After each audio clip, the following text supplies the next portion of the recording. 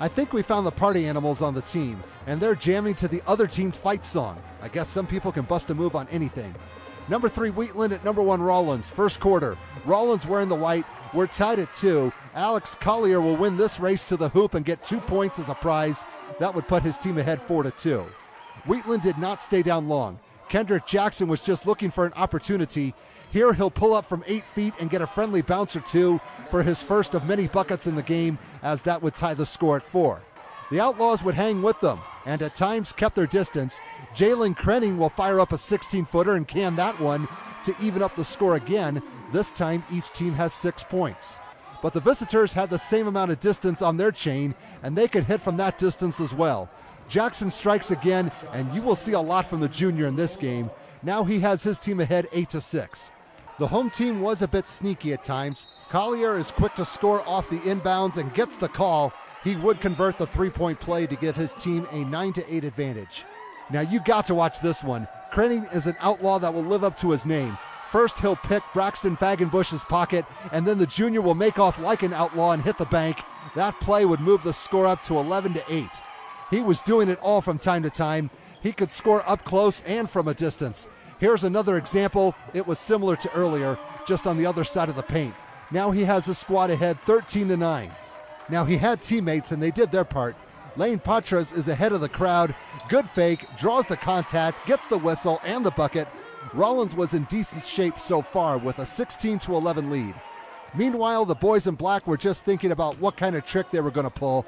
Jackson thought about it and then decided to just do it. And that's worth 3, which has his squad within striking distance, trailing 16-14. Jackson was a man of action. Here's another highlight-worthy drive and bucket as he has brought Wheatland back all by himself. The score was deadlocked at 16-all after the first 8 minutes. Second quarter, we're trying something different. Normally we are on the floor behind one of the hoops at this point, but we decided to try the balcony instead. It got us a great angle of Collier rejecting that shot. He's 6 feet 6 inches, but Brandon Fluharty was not afraid and scores on the second chance to give the Bulldogs an 18-16 lead. The Outlaws kept it close for a little while longer. Check out the pivot moves by Collier, and he gets a nice fade on the fadeaway. He put in 13, and the scoreboard is even again. This time each team has 18 points. Here is where the visitors made their move, and it was a big one. Fagenbush from way long range, and someone has been practicing. 11 points for the senior, and that put his team up 21-18. Anyone who knows anything about Coach Mick Cochran and his boys knows that they are one of the best three-point shooting teams in the state.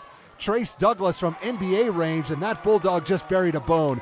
That would widen the lead to 6. It's now 24-18. The visitors can mix it up and score inside as well. Austin Huffer will take the assist and add on 2 more for the cause. You could tell something was up. The scoreboard shows 26-18. The boys in black were on fire and they were blowing up everything in sight. Fagenbush from the corner, kaboom. An 11-zip run, and this game has tilted in one direction. It's now a 29-18 contest. The home team needed to get their acting gear quickly because they were in trouble. Great reach around by Krenning. That would briefly stop the bleeding, but his team trails 29-22. That did not deter Wheatland. They would stay after it. I told you Jackson is just a junior and he's got some skills. Now it's 31-22 and they were still going. They were keeping their opponents off balance with their shot selection. Fagenbush again for 3. Ring him up. The senior did his job, and that would push the score up to 34-22. The Outlaws had to try something different if they wanted to get out of this jam. Krenning bounces an assist to Colton Wall, who will take care of the rest, but the deficit is still at 10. It's a 34-24 game right now. The defense was starting to figure out that Jackson was the go-to guy, but he knew that, and sometimes he went to someone else. On this play, it was Critter Ruart, and he made the opposition pay with 3. 37-24 is the score. Occasionally, the defense in transition came through for the home team. Krenning was off to the races on this one, and it would pay off with a bucket, but he and his squad were on the wrong end of a 37-27 score going into the locker room. Third quarter, this highlight was a gift. Rawlins forgot something, and Jackson did not have much trouble putting this toy back in the box. Thank you. The Bulldogs are in command, leading 39-27. Jackson versus Krenning was a great one-on-one matchup at times. This one would belong to the latter as he'll get the bucket and the foul. 33 points, and he's a junior too. The deficit is in single digits, but it's only 39-30. Now, other players had their moments too. An example was Fagenbush, who will hit the turbo and breeze right by everybody for a score. The visitors would go ahead 42-32. We're going to skip a few highlights here and there because this game was going back and forth. Wall hits a wall, but he still finds a way to score for the home team. 44-36 makes for an 8-point difference, which is the closest his team has been in a while. Watch this one. Krenning was a genius, and the defense was snoozing. You got to pay attention to the inbounder. The Outlaws are still down 47-38. The boys in black would wake up, though, and Jackson had the alarm clock. It was set for 3 o'clock. 29 points were his numbers. It's now a 50-38 game. We need to get someone new in here. How about Cody Palmer? Great fake on Jackson, and that was an easy 2. The home team was trailing 52-44 going into the final 8 minutes. Fourth quarter, the score was never that close again. Fagenbush drives the baseline, draws the defense in, which meant Huffer was open and he took care of the rest. Now it's 54-44.